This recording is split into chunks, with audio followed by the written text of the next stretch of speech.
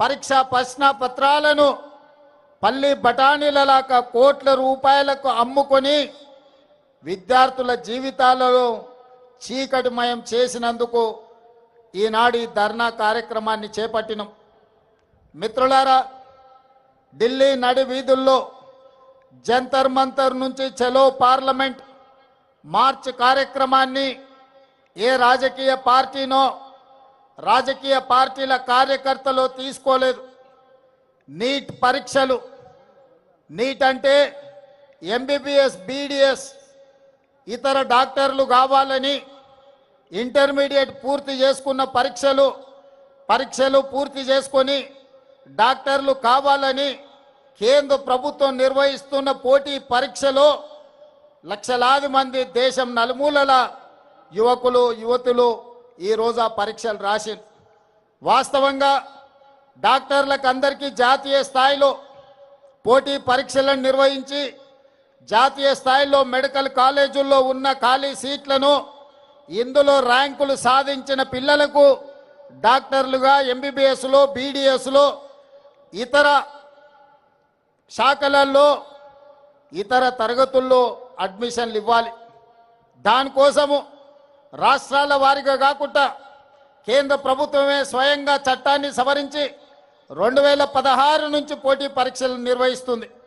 ఈ పోటీ పరీక్షల ద్వారా లక్షలాది మంది చదువుకునే విద్యార్థులు డాక్టర్లుగా సీట్లు పొంది జాతీయ స్థాయిలో ర్యాంకులు పొంది ఈనాడు అడ్మిషన్లు రావాలి.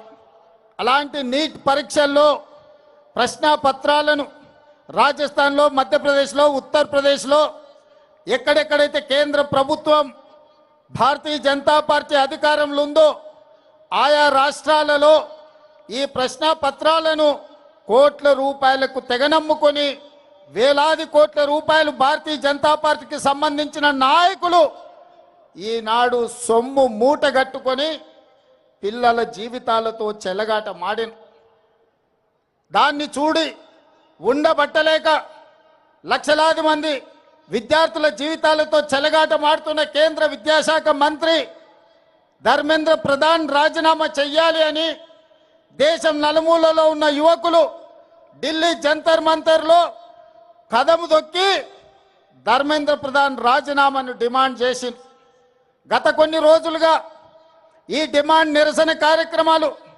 జాతీయ స్థాయిలో వివిధ రాష్ట్రాలలో రాజకీయాలకు అతీతంగా ఈ భారత సమాజం అంతా చైతన్యమై కేంద్ర మంత్రి రాజీనామా చేయాల్సిందే, ప్రశ్న పత్రాలను అమ్ముకున్నోళ్లను జైల్లో పెట్టి కుళ్ళపడవాల్సిందే అని నిరసన కార్యక్రమాలు జరుగుతున్నాయి. ఈ నిరసన కార్యక్రమాలను ప్రజల ఆందోళనను పరిగణలోకి తీసుకొని ఈ దేశ ప్రధానమంత్రి నరేంద్ర మోడీ గారు ధర్మేంద్ర ప్రధాన్ను బర్తరఫ్ చేసి ప్రశ్న పత్రాలు అమ్ముకున్నోళ్ళని అరెస్టు చేసి జైల్లో పెట్టాల్సింది పోయి తిహారు జైల్లో వాళ్లకు చిప్పకూడు తినిపించాల్సింది పోయి జంతర్ మంతర్ నుంచి పార్లమెంట్ వైపు నిరసన తెలుపుకుంటూ వెళుతున్న వేలాది మంది విద్యార్థులను లాఠీ చార్జులతో బాష్పవాయు గోళాలతో ఈ విద్యార్థుల మీద పాశవిక దాడి చేసింది.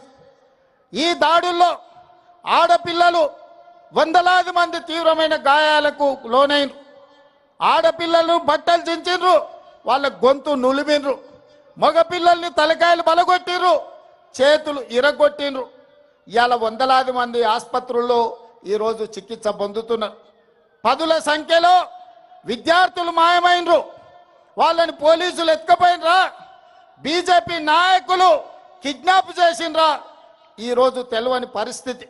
అందుకే प्रतिपक्ष नायकुడు सड़क से लेकर संसद तक लड़ाई जारी रहेंगे।